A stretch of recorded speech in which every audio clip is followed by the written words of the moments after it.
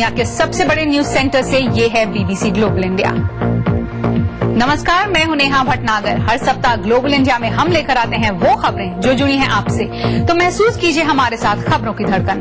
Global India में इस बार दुनिया भर में जारी आर्थिक सुस्ती के दूर होने के आसार, मगर कई बड़ी चुनौतियां अब भी बरकरार। ईरान पर लगी अंतर्राष्ट्रीय पाबंदियों में ढील से बढ़ी उम्मीदें, क्या बदलेगी आम ईरानी लोगों की जिंदगी?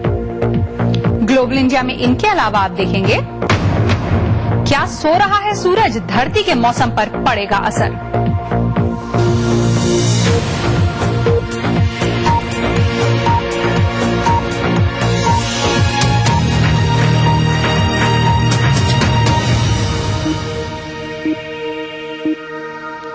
स्वागत है आप सबका ग्लोबल इंडिया की ताजा कड़ी में। दुनिया भर के शीर्ष नेता स्विट्जरलैंड के खूबसूरत पहाड़ी शहर दावोस में जमा हैं।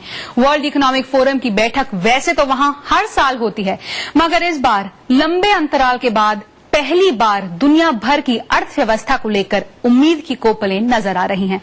हालांकि ढेर सारी चिंताएं और आशंकाएं अब भी बरकरार हैं, जिनके हल के लिए दुनिया भर की नजरें टिकी हैं भारत और ब्राजील जैसे देशों में होने वाले विकास पर। उम्मीद जताई जा रही है कि 5 साल पहले शुरू हुए वित्तीय संकट के बाद पहली दफा विश्व अर्थव्यवस्था में सुधार हो रहा है। वर्ल्ड बैंक के आंकड़े वैश्विक विकास दर में बढ़ोतरी के संकेत दे रहे हैं। The developed world, they've sort of taken their bitter medicine and they're beginning to recover. So the U.S. is विकसित देशों को कड़वी सच्चाई झेलनी पड़ी थी और अब उनकी अर्थव्यवस्था सुधर रही है। अमेरिका, ब्रिटेन, जर्मनी सब जगह स्थिति बेहतर हो रही है। सबसे बुरा समय पीछे छूट गया है। अगर भारत की बात करें तो विश्व बैंक के आंकड़ों के मुताबिक 2014 में विकास दर 6.2% रहने का अनुमान है, जो पिछले साल की विकास दर से लगभग 2% अधिक है। इसके मुकाबले 2014 में वैश्विक विकास दर के 3.2% रहने की उम्मीद है। वर्ल्ड बैंक का कहना है कि चीन की विकास दर 2013 की ही तरह 2014 में भी 7.7% पर स्थिर रहेगी। विकसित देशों में अमेरिका में अच्छे विकास दर की संभावना है। 2013 के मुकाबले 2014 में अमेरिकी अर्थव्यवस्था 2.8% की दर से बढ़ेगी, जो पिछले साल से 1% अधिक है। लेकिन विकास की उम्मीद के बीच आशंकाएं भी हैं। वर्ल्ड इकोनॉमिक फोरम के सर्वे में अमीरों और गरीबों के बीच बढ़ती खाई को अगले दशक में दुनिया में स्थायित्व के लिए सबसे बड़ी चुनौती बताया गया है। सर्वे में कहा गया है कि अगर युवाओं को ये लगने लगा कि उनका कोई भविष्य नहीं है, तो ये सामाजिक अस्थिरता को जन्म दे सकता है। Those at the top don't need to spend, but in fact, जो लोग अमीर हैं वो अपनी आमदनी का ज्यादा हिस्सा खर्च नहीं कर रहे हैं, जबकि जो लोग हाशिए पर हैं उनका पैसा खर्च हो जाता है। ये उनकी मजबूरी है। जब इतनी गैर बराबरी है तो मांग में तो कमी होगी ही, और जब लोग खरीदेंगे नहीं तो इकोनॉमी मजबूत कैसे हो सकती है? on a sustainable basis. बदलते वैश्विक परिवेश में सबकी नजर भारत और ब्राजील जैसे विकासशील देशों पर टिकी है, और दावोस सम्मेलन का मुख्य थीम भी है रीशेपिंग द वर्ल्ड, यानी बदलते हालात में दुनिया को नई शक्ल देना। Yes, the growth is more and more moving to the emerging market, although this year we see advancing. मोटे तौर पर देखा जाए तो उभरती हुई अर्थव्यवस्थाओं का जीडीपी में हिस्सा करीब 65% हो गया है। विश्व अर्थव्यवस्था में इन देशों की भागीदारी बढ़ती जा रही है। इस रीशेपिंग द वर्ल्ड का मतलब होगा कि हम इन देशों को और प्रतिनिधित्व दें। To 5.1% GDP growth is. मगर एक चिंता ये भी है कि अमेरिका में आर्थिक पैकेज वापस लिए जाने के बाद जो स्थिति होगी, उससे दुनिया में आर्थिक विकास पर बुरा असर पड़ सकता है। कुल मिलाकर यही कि 2014 में वैश्विक अर्थव्यवस्था के पटरी पर लौटने की उम्मीद तो है, लेकिन आगे का रास्ता चुनौतियों से भरा है। BBC report. और इसी मामले पर और बात करने के लिए स्टूडियो में हमारे साथ मौजूद हैं अंतर्राष्ट्रीय आर्थिक मामलों के जानकार रविंद्र राठी। राठी जी, स्वागत है हमारे कार्यक्रम में। सबसे पहले ये पूछना चाहेंगे कि वर्ल्ड बैंक को उम्मीद है कि भारत की विकास दर 6.2 तक हो सकती है इस साल, लेकिन जितनी राजनीतिक अनिश्चितता है, चुनाव होने वाले हैं, क्या ये मुमकिन है ये विकास दर अचीव कर पाना? जो परेशानियां थी, खासकर करंट अकाउंट डेफिसिट के ऊपर, फॉरेन एक्सचेंज रिजर्व्स और फॉरेन एक्सचेंज जो रुपए की गिरावट हुई है उसमें काफी सुधार आया है पिछले 6 महीनों में। खासकर जो सितंबर के क्वार्टर में करंट अकाउंट डेफिसिट बहुत नीचे आ गया, 1.4% के आसपास। इकोनॉमी एक बार फिर से थोड़ा अपना साइन, अपनी जीवन के उसका जो खोपले वो फूट रही हैं, और जनरली जो स्टिमुलस जो विड्रॉ किया था उसका जो वर्स्ट इम्पैक्ट था, जो पहली उसका जो इम्पैक्ट और आंधी आई थी, वो एक तरह से थोड़ा सा छट रहा है। तो इसलिए पॉसिबल है, बिल्कुल पॉसिबल। और आपने भी अमेरिका के स्टिमुलस यानी आर्थिक पैकेज की बात की। जब पिछले साल ये खबर आई थी कि वो पैकेज हटा लिया जाएगा, तभी इतना ज्यादा अर्थव्यवस्था में भारत की हड़कंप मचा था। तो इस साल जब ये कहा जा रहा है कि ये हो ही जाएगा, तो भारत के लिए पर इसका क्या असर पड़ेगा? ये तो शुरू ही हो गया है, अभी विड्रॉल तो शुरू ही हो गया है, और भारत के ऊपर इसका असर इसके ऊपर डिपेंड करता है कि इकोनॉमी के फंडामेंटल कितने स्ट्रांग हैं। हमारे जो एक्सपोर्ट्स हैं वो जो पिछले 5-6 महीने में एक तरह से थोड़े से सुधर रहे हैं, और जब आपकी करेंसी वीक होती है तो उसका एक डायरेक्ट इम्प्लीकेशन आपके एक्सपोर्ट पे होता है, और वो पॉजिटिव रहा है। फिस्कल डेफिसिट नीचे आया है, और सरकार उसका टर्म वो बहुत छोटा बचा है, बस छोटे टर्म में थोड़े बहुत उन्होंने ऐसे कदम उठाए हैं जिससे कि इन सब परेशानियों को हटाया जा सके। सबसे बड़ा जो मुद्दा आपने जो पहली बात में उठाया था वो है कि इसके बाद राजनीतिक अनिश्चितता बनी रहेगी या हटेगी। अगर राजनीतिक अनिश्चितता हट जाएगी तो मुझे पूरा विश्वास है कि ये जो मुद्दे थे काफी हद तक इनका असर इंडिया के ऊपर कम होगा। रविंद्र राठी जी, हमसे बात करने के लिए शुक्रिया। धन्यवाद। ग्लोबल इंडिया में आगे मरने के बाद भी जिंदा है उसामा का नाम। पाकिस्तान में दनादन बिक रही है उसामा टॉय गन।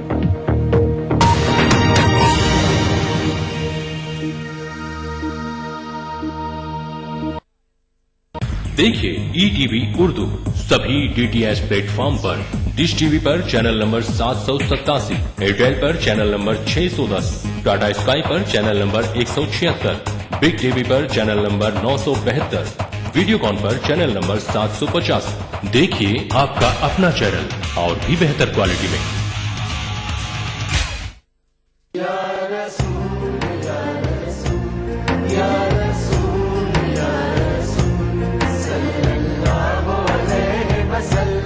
सारी कायनात मसरूर है, जश्न मिलादे रसूल है।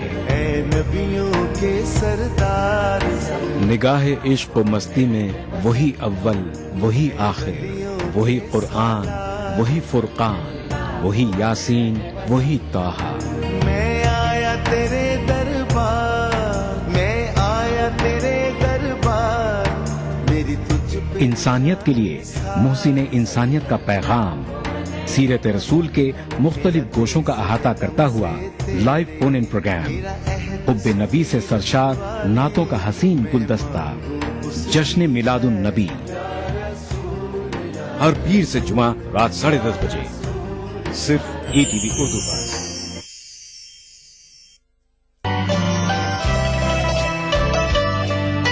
जो मेहनतों मशक्कतों से हल न हो सके कभी, हल न हो सके कभी, वो सारे काम माँ की एक दुआ से हो के रहे।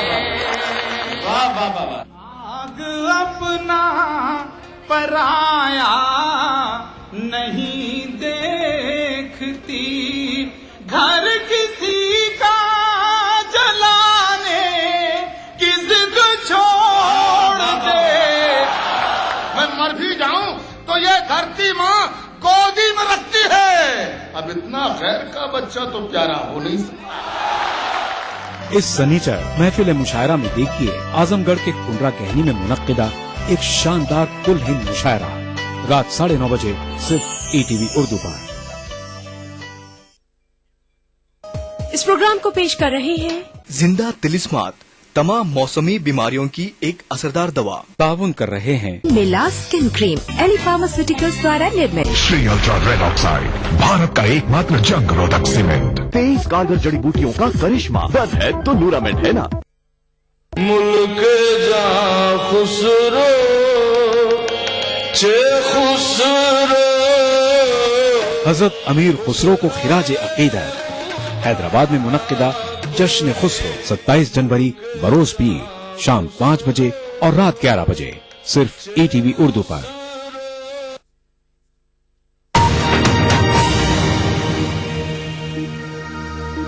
लंदन में BBC ब्रॉडकास्टिंग हाउस से आप देख रहे हैं ग्लोबल इंडिया। ईरान के परमाणु कार्यक्रम पर पिछले साल नवंबर में ऐतिहासिक समझौता हुआ था। इसके तहत ईरान ने वादा किया था कि वो अपने परमाणु कार्यक्रम को ऊर्जा तक ही सीमित रखेगा और बदले में लंबे समय से लगी अंतर्राष्ट्रीय पाबंदियों में ढील दी जाएगी। ईरान पर लगे कई अंतर्राष्ट्रीय प्रतिबंध जब सालों बाद अब कुछ ढीले होंगे तो सिर्फ ईरान ही नहीं, उसके मित्र देशों को भी साझा व्यापार और उद्योग में फायदे की उम्मीद है। ईरान पर प्रतिबंध लगाने का मकसद उसे आर्थिक स्तर पर बाकी दुनिया से अलग थलग करना था। प्रतिबंधों की वजह से ईरान के लोगों पर इसका बेहद बुरा असर पड़ा। उद्योग धंधे ठप हुए, महंगाई और बेरोजगारी बहुत तेजी से बढ़ी। ईरान के तेल मंत्री ने भी पिछले साल माना था कि तेल निर्यात घटने से ईरान को हर महीने 4 से 8 अरब डॉलर का नुकसान हो रहा है। इस वजह से आम ईरानी लोगों के लिए जीवन ज्यादा मुश्किल और महंगा हो गया। ईरान पर प्रतिबंधों का जो मनोवैज्ञानिक दबाव था वो अब कम हुआ है। असल में प्रतिबंधों के खिलाफ अब एक नया माहौल पैदा होगा और उसके स्वरूप में बदलाव आएगा। अब अंतर्राष्ट्रीय प्रतिबंधों में ढील दिए जाने से ईरानी अर्थव्यवस्था पर अच्छा असर होगा, लेकिन तेल निर्यात और आर्थिक लेन देन पर लगे प्रतिबंध जो ईरान के लिए सबसे ज्यादा नुकसानदायक हैं, वो नहीं हटे हैं। हालांकि बड़े उद्योगों को फायदा हो सकता है। वो अब कल पुर्जे आयात कर सकेंगे, यानी ईरान में कार उद्योग को गाड़ियों के लिए स्पेयर पार्ट्स मिल सकेंगे और वो रफ्तार पकड़ सकेगा। अगले 6 महीने अहम है। दुबई में रहने वाले ईरानी उद्योगपतियों को उम्मीदें तो हैं, लेकिन वो सतर्क हैं। पहले ईरान और दुबई के बीच 23 अरब डॉलर तक का व्यापार होता था, लेकिन आर्थिक प्रतिबंधों की वजह से ये घटकर करीब 4 अरब डॉलर रह गया है। दुबई ही नहीं, प्रतिबंधों में ढील मिलने से भारत जैसे पुराने मित्र भी अब ईरान के साथ व्यापारिक संबंध बेहतर कर सकेंगे। भारत के लिए कूटनीतिक स्थितियां भी बेहतर होंगी। ईरान और अमेरिका दोनों से दोस्ताना संबंध बनाए रखना भारत के लिए अब शायद पहले जितना कठिन न हो। BBC report. और अब BBC global exclusive round up, दुनिया की बड़ी खबरों पर BBC की खास नजर। यूक्रेन की राजधानी कीव में पिछले कुछ महीनों से जारी विरोध प्रदर्शन हिंसक हो गए। वहां मौजूद BBC संवाददाता डैनियल सैनफोर्ड के मुताबिक सेंट्रल कीव स्क्वायर में जिस कदर आगजनी हुई, लगा जैसे कि नर्क का दृश्य हो। यूक्रेन सरकार के यूरोपीय यूनियन के साथ एक बड़ा समझौता करने से पीछे हटने और रूस के साथ नजदीकियां बनाए रखने के फैसले के खिलाफ इस विरोध की शुरुआत हुई, लेकिन फिर विरोध इस मुद्दे से आगे बढ़कर यूक्रेन की सरकार गिराने की कोशिश बन गया। हाल ही में प्रदर्शनकारियों पर काबू पाने के लिए बनाए गए नए कानून ने आग में घी का काम किया। मोरक्को की संसद ने बलात्कार संबंधी कानून के मामले में एक अहम कदम उठाया है। संसद ने सर्वसम्मति से वहां के उस कानून में बदलाव किया जिसके मुताबिक नाबालिग लड़की का बलात्कार करने वाला शख्स अगर पीड़ित से शादी कर ले तो उस पर मुकदमा नहीं चलता था। 2 साल पहले 16 साल की एक लड़की ने खुदकुशी कर ली थी जब उसे बलात्कारी से शादी करने पर मजबूर किया गया था। इस वाकये के बाद से इस कानून का मुद्दा गरमाया था। चीन की राजधानी बीजिंग में मानवाधिकारों के मशहूर वकील शू जियांग के खिलाफ चल रहे मुकदमे को कवर कर रहे BBC संवाददाता मार्टिन पेशेंस को धक्का मुक्की का सामना करना पड़ा। पुलिस के साथ कुछ और लोग भी उन्हें कवरेज करने से रोकने की कोशिश कर रहे थे। शू जियांग भ्रष्टाचार के खिलाफ आवाज बुलंद कर रहे हैं। उन पर भीड़ इकट्ठा कर परेशानी पैदा करने का आरोप लगा है। मुकदमे के लिए कोर्ट के आसपास के इलाके को जैसे छावनी में तब्दील कर दिया गया। पारदर्शिता आंदोलन से जुड़े कई लोगों पर चीन में मुकदमा चल रहा है। हालांकि चीन के राष्ट्रपति ने भ्रष्टाचार से लड़ने की बात तो की, लेकिन इन मुकदमों के चलते अंतर्राष्ट्रीय स्तर पर उनकी निंदा हो रही है। बच्चे अगर खिलौने वाली गन से कुछ ज्यादा ही खेलने लगे तो अक्सर माँ बाप को चिंता होती है, और उस पर से अगर खिलौने का नाम हो ओसामा गन तो जाहिर है चिंता और बढ़ जाएगी। पाकिस्तान में ऐसा ही हो रहा है। वहां हाल के महीनों में खिलौने वाली बंदूकों, खासतौर से ओसामा टॉय गन की बिक्री इतनी ज्यादा बढ़ गई है कि माँ बाप ही नहीं, बाल मनोवैज्ञानिक और सामाजिक कार्यकर्ता भी इन पर रोक लगाने की मांग कर रहे हैं। ये बच्चे हिंसा और हत्याओं के उन दृश्यों को अपने खेल में शामिल कर रहे हैं जो उन्होंने अपने शहर में खुद देखे हैं, लेकिन इनकी बंदूकें खिलौनों जैसी नहीं दिखती। ये असल बंदूकों की तरह ही लोड होती हैं और इनमें से प्लास्टिक की गोलियां निकलती हैं। 12 साल के कमल का कहना है कि वो अपना पूरा जेब खर्च इन बंदूक जैसे खिलौनों पर खर्च करते हैं, जिसे लेकर कमल की मां चिंतित हैं। शॉप्स पे जाओ तो बच्चे कार्स या एरोप्लेन्स लेते थे, अब ज्यादातर बच्चे गन्स ही लेते हैं कि हमने इसी खेलना है बस। और जब उनके खेल में भी देखा जाए तो उनमें यही चीज हमें ज्यादा नजर आती है। थोक विक्रेताओं का कहना है कि पाकिस्तान की टॉय गन इंडस्ट्री ने साल 2012 में करीब 12 करोड़ रुपए की कमाई की। उसामा गन ये बहुत चलती है। इस दुकानदार ने हमें उसामा गन दिखाई, जो बच्चों में सबसे लोकप्रिय है। इस बंदूक का नाम उसामा बिन लादेन के नाम पर रखा गया है। ये AK-47 यानी कलाशनिकोव की नकल है। सामाजिक कार्यकर्ता और बाल मनोवैज्ञानिक अब इस तरह के खिलौनों की बिक्री के खिलाफ अभियान चला रहे हैं। बच्चों ने हमें बताया कि जब मैंने उनसे पूछा कि आप उसके साथ क्यों खेलते हैं, तो पहले तो उन्होंने बताया कि दूसरे बच्चे इस किस्म के वेपन खरीदते हैं और वो हमारे साथ हमें उस पर फायर करते हैं, तो लिहाजा हमें भी खरीदनी पड़ती हैं। दूसरी बात उन्होंने बोला कि हम जिहाद करते हैं। मैंने कहा किस किस्म की जिहाद करते हो, तो उसने बोला कि हम इससे बल्बों के खिलाफ जिहाद करते हैं, लाइट के खिलाफ। तो फिर उन्होंने ये भी बताया कि हमने कितने कितने लाइट इस पर तोड़े। फिर उसने खतरनाक सूरत हाल ये थी कि उसने बोला कि हम एक दूसरे को भी इससे निशाना बनाते हैं। पाकिस्तान की संसद में एक प्रस्ताव आया है जिसमें इस तरह के खिलौनों पर पाबंदी लगाने की बात कही गई है, लेकिन पाकिस्तान के सामने अभी कई गंभीर मसले हैं, जैसे वहां हो रहे ड्रोन हमले। ऐसे में संसद में टॉय गन पर चर्चा होने में शायद अभी वक्त लगेगा। BBC report. ग्लोबल इंडिया में आगे देखिए, सोने से बना हीरो से जड़ा साबुन, दाम इतने कि बाथरूम में नहीं तिजोरी में रखा जाए।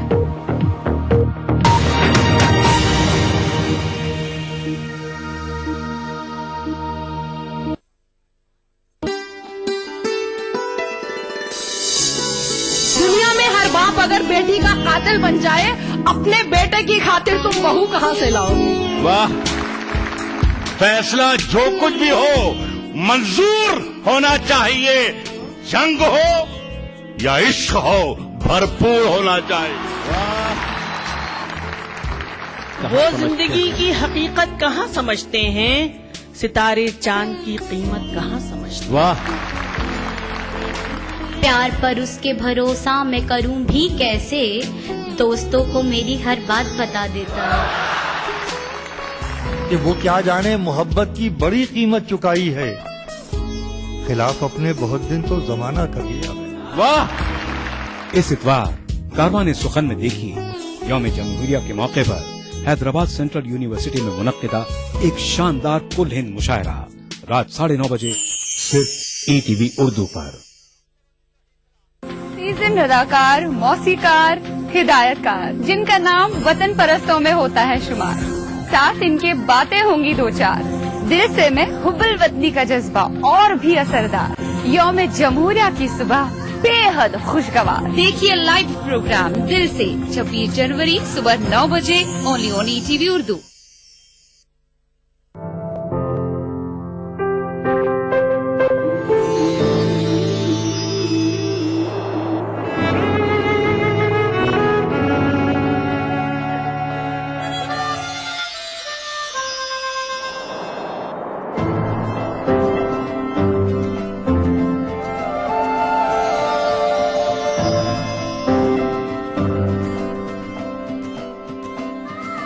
नए एहसासों से जुड़े नए रिश्ते बिखेरेंगे रंग। जिंदगी लाइव सीजन 5 इतवार दोपहर 12 बजे और शनिवार दोपहर 12:30 बजे।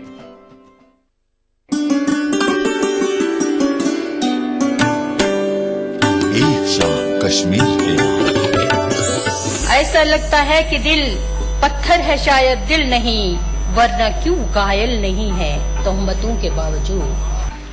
मुझे कौन तुझसे अलग करे, मैं अटूट प्यास तू झील है, तेरे फैसलों से हूँ मुतमईन, ना मुतालबा ना अपील। सितमगर, वक्त का तेवर बदल जाए तो क्या होगा, मेरा सर और तेरा पत्थर बदल जाए तो क्या होगा। जमीन पर लोग लाना चाहते हैं आसमानों को, मगर इस सरजमी को आसमां होने नहीं देते। यौम जमहूरिया के मौके पर देखिए एक शाम कश्मीर के नाम से मौसूम श्रीनगर के SKICC ऑडिटोरियम में मुनक्किदा एक शानदार कुल हिंद मुशायरा 26 जनवरी रोज इतवार दोपहर 2:30 बजे सिर्फ ETV उर्दू पर।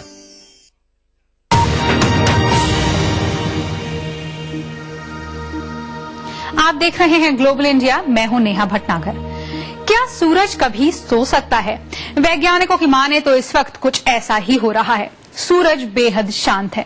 इससे पहले जब सूरज की गतिविधि धीमी हुई थी तब काफी वक्त तक कड़ाके की ठंड पड़ी थी। तो इस बार सूरज के शांत होने का क्या असर पड़ सकता है मौसम पर? BBC report. सूरज ऐसा दिखता है जब वो सबसे ज्यादा सक्रिय होता है, कुछ सनस्पॉट्स या धब्बों के साथ धधकता हुआ, जो अंतरिक्ष में ऊर्जा से भरे कणों का विशाल गुबार भेजता है। सूरज को अभी कुछ ऐसा दिखना चाहिए क्योंकि उसके 11 साल के चक्र में ये सबसे ज्यादा सक्रिय समय है, लेकिन इसके उलट कुछ अजीब हो रहा है। सूरज काफी शांत है। मैं 30 साल से सोलर फिजिसिस्ट हूँ और मैंने ऐसा कभी नहीं देखा। अगर आप देखना चाहें कि आखिरी बार सोलर एक्टिविटी साइकिल के चरम पर इतनी कम सक्रियता कब थी, तो कम से कम 100 साल पीछे जाना होगा। वैज्ञानिक मानते हैं कि 17वीं सदी जैसी स्थिति फिर पैदा हो सकती है, जब सूरज के धब्बे लगभग गायब हो गए थे। उस वक्त यूरोप में जबरदस्त ठंड पड़ी थी। टेम्स नदी और बाल्टिक सागर जम गए थे। उत्तरी यूरोप में फसलें नष्ट हो गई थी और भूखमरी की नौबत आ गई थी। तो क्या सूरज की घटती सक्रियता से तापमान में जबरदस्त गिरावट आ सकती है? हमारा अनुमान है कि 10 से 20% संभावना है कि अगले 40 साल में फिर से 17वीं सदी की तरह जबरदस्त ठंड पड़ेगी। सूरज की गतिविधि में कमी से अल्ट्रा वायलेट रेडिएशन में गिरावट आती है। जानकार मानते हैं कि इससे ऊपरी वातावरण में चलने वाली तेज हवा या जेट स्ट्रीम में बदलाव आता है। इससे उत्तरी यूरोप तक गर्म हवा नहीं पहुंच पाती और जबरदस्त ठंड पड़ती है। लेकिन दुनिया भर में तापमान का क्या? क्षेत्रीय और वैश्विक मौसम में फर्क करना जरूरी है। अगर यूरोप में इन कारणों से ज्यादा ठंड पड़ेगी तो ग्रीनलैंड में उतनी ठंड नहीं होगी, तो औसत ग्लोबल तापमान कुछ खास नहीं बदलेगा। इस जटिल विषय पर काफी रिसर्च चल रही है। The world we live in today is very different to the world that was inhabited. आज की दुनिया 17वीं सदी की दुनिया से बहुत अलग है। मानवीय गतिविधियां बढ़ी, औद्योगिक क्रांति हुई और तमाम तरह की गैसें वातावरण में जा रही हैं। तो एक तरफ है ठंडा पड़ता सूरज, लेकिन दूसरी तरफ बढ़ती हुई मानवीय गतिविधियों से विपरीत असर हो सकता है। तो इन दोनों का एक साथ क्या असर होता है, ये कह पाना बहुत मुश्किल है। लेकिन सिर्फ यही असर नहीं होगा। मशहूर नॉर्दर्न लाइट्स, जो सौर हवा के ऊपरी वातावरण से टकराने पर पैदा होती है, वो भी धुंधली पड़ सकती हैं। BBC report. ग्लोबल इंडिया में अगले सप्ताह आप देखेंगे कि पाकिस्तान में कैसे हो रही है स्मार्टफोन के जरिए जुर्म से निपटने की कोशिश और खाड़ी के मजदूरों की मुश्किल जिंदगी की झलक एक म्यूजिकल कॉन्टेस्ट के जरिए। और अब तकनीक की दुनिया की कुछ खबरें क्लिक में। दो बड़ी टेक कंपनियों सैमसंग और एप्पल के बीच पेटेंट की लड़ाई जारी है। एक अमेरिकी जज ने फैसला दिया है कि सैमसंग ने एप्पल की वर्ड रिकमेंडेशन टेक्नोलॉजी कॉपी कर ली है। इस तकनीक के जरिए टच स्क्रीन फोन यूजर जैसे ही कोई शब्द टाइप करना शुरू करता है, उसकी स्क्रीन पर मिलते जुलते शब्द नजर आने लगते हैं। फैसले का ऐसी सेवा ऑफर करने वाले दूसरे एंड्रॉइड फोन निर्माताओं पर भी असर पड़ सकता है। ये फैसला उस अदालती प्रक्रिया से पहले आया है जिसमें दोनों कंपनियां एक दूसरे पर तकनीक चुराने का आरोप लगाने वाली हैं। लंदन में आज तक की सबसे तेज ब्रॉडबैंड स्पीड हासिल की गई है। BT और Alcatel Lucent ने संयुक्त टेस्ट किया, जिसमें प्रति सेकंड 1.4 टेराबाइट की स्पीड से कंप्यूटर ने काम किया। ये स्पीड हर सेकंड 44 अनकम्प्रेस्ड हाई डेफिनेशन फिल्में भेजने के लिए पर्याप्त है। हालांकि इस तकनीक के बाजार में आने में अभी थोड़ा वक्त लगेगा। जर्मनी में 1 करोड़ 60 लाख ईमेल यूजर्स के पासवर्ड चोरी हो गए हैं। इंटरनेट सुरक्षा विभाग का कहना है कि अपराधियों ने लोगों के कंप्यूटर में ऐसे सॉफ्टवेयर डालने में कामयाबी हासिल की जिनकी मदद से वो ईमेल पते और उनके पासवर्ड पाने में सफल हो गए। कुछ दिन पहले ही ये खबर आई थी कि आधे दक्षिण कोरियाई नागरिकों के क्रेडिट कार्ड डिटेल्स चुराकर मार्केटिंग कंपनियों को बेच दिए गए थे। कहा जाता है कि टेलीविजन दुनिया को देखने की खिड़की है, लेकिन अब वो हकीकत में भी ऐसा बन सकता है। इस कमाल के पीछे हैं वो खास नैनो पार्टिकल्स जो केवल नीली रोशनी रिफ्लेक्ट करते हैं। इन्हें एक पारदर्शी पॉलीमर के साथ जोड़कर कहीं भी डिस्प्ले खिड़की बनाई जा सकती है, लेकिन इस पारदर्शी दिखने वाली चीज पर नीली रोशनी पड़ते ही कुछ ऐसी सुंदर आकृति उभर आती है।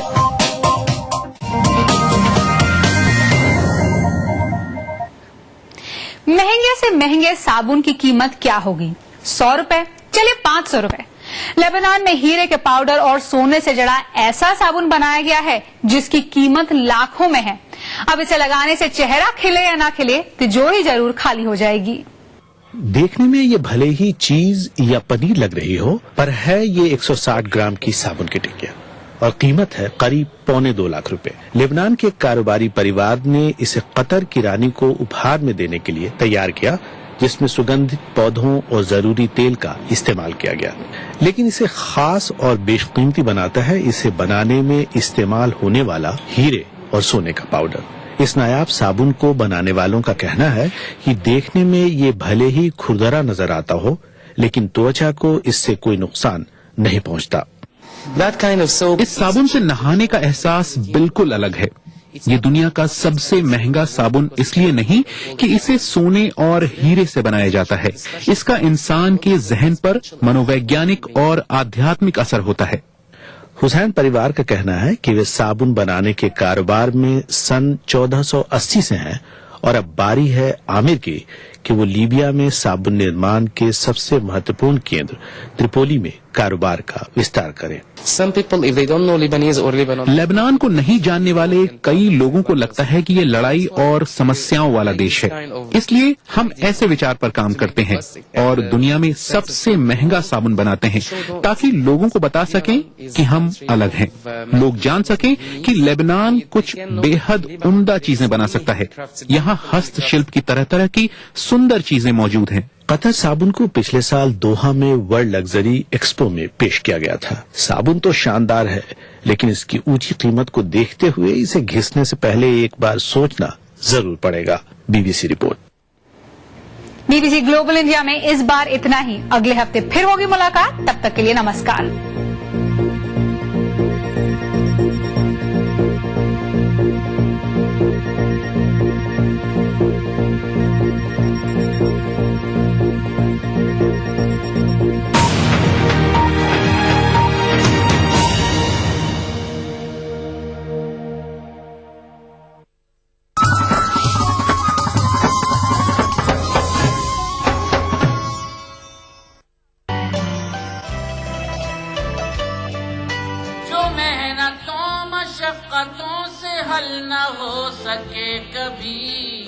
हल न हो सके कभी, वो सारे काम माँ की एक दुआ से हो के रह गए।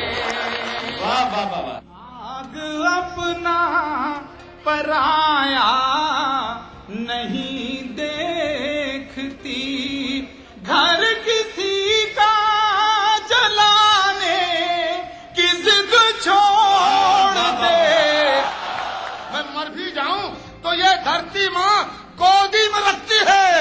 अब इतना गैर का बच्चा तो प्यारा हो नहीं सकता। इस सनीचर महफिल मुशायरा में देखिए आजमगढ़ के कुंडरा कहनी में मुनक्किदा एक शानदार कुल हिंद मुशायरा रात 9:30 बजे सिर्फ ETV उर्दू पर। इस प्रोग्राम को पेश कर रहे हैं जिंदा तिलिस्मात, तमाम मौसमी बीमारियों की एक असरदार दवा। ताउन कर रहे हैं मिला स्किन क्रीम, एली फार्मास्यूटिकल्स द्वारा निर्मित। Shri ultra red oxide, Bharat का एकमात्र जंग रोधक सीमेंट। 23 कारगर जड़ी बूटियों का करिश्मा, दर्द है तो न्यूरामेंट है ना। मुल्क जा खुसरो चे खुसरो। हजरत अमीर खुसरो को खिराज अकीदत हैदराबाद में मुनक्किदा जश्न खुसरो 27 जनवरी बरोज पीर शाम 5 बजे और रात 11 बजे सिर्फ ETV उर्दू पर।